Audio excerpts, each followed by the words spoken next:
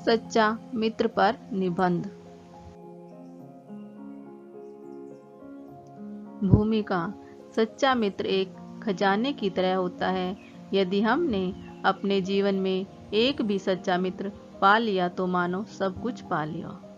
सच्चा मित्र पाना सरल काम नहीं है। यह एक ऐसी धरोहर है जिसका मूल्य लगा पाना संभव नहीं है। इस धरोहर के सहारे मनुष्य कठिन से कठिन समय से भी बाहर निकल आता है। भगवान के द्वारा मनुष्य को परिवार मिलता है और मित्र वह स्वयं बनाता है। अच्छे मित्र के गुण। जीवन के संघर्षपूर्ण मार्ग पर चलते हुए उसके साथ उसका मित्र कंधे से कंधा मिलाकर चलता है। हर व्यक्ति को मित्र की आवश्यकता होती है, वह चाहे दुख के क्षण हो या सुख के क्षण, मित्र उसके साथ रहता है। मित्र ही उसका सही अर्थों में शुभ चिंतक होता है।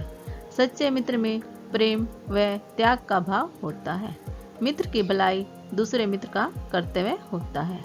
सच्चा मित्र वही होता है जो विपत्ति के समय अपने मित्र के साथ दृढ़ निश्चय होकर खड़ा रहता है। सच्चा मित्र एक शिक्षक की भांति होता है। जिस प्रकार शिक्षक अपने छात्र को सन्मार्ग की ओर अग्रसर करता है, उसी प्रकार एक सच्चा मित्र अपने मित्र को पाप के गर्त में गिरने से बचाता है। मानव जीवन अधिक रहस्यपूर्ण है। कभी कभी जीवन में ऐसे अवसर आ जाते हैं जब मनुष्य की बुद्धि नष्ट हो जाती है। ऐसे समय में मित्र का उपदेश अधिक कल्याणकारी सिद्ध होता है।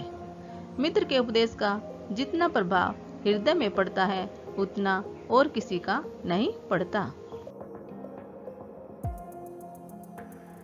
जीवन का वरदान। सच्चा मित्र जीवन का वरदान है।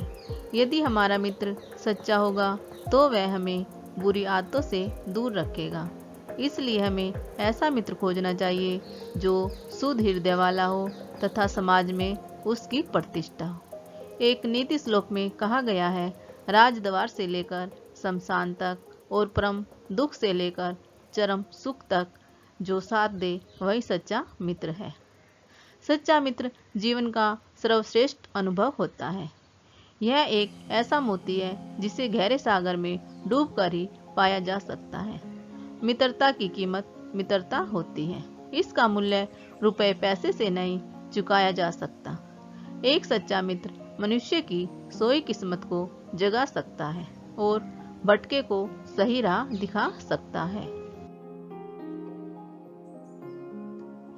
उपसहार। एक सच्चा मित्र आपको ऊंचाई तक पहुंचा सकता है। कपटी मित्र अपने स्वार्थ के लिए आपको पतन के रास्ते पर पहुंचा सकता है। जो आपके मुंह पर आपके सगे बने और पीठ पीछे आपकी बुराई करें, ऐसे मित्रों से सावधान रहना चाहिए। अतः मित्र का चुनाव बहुत सोच समझकर करना चाहिए।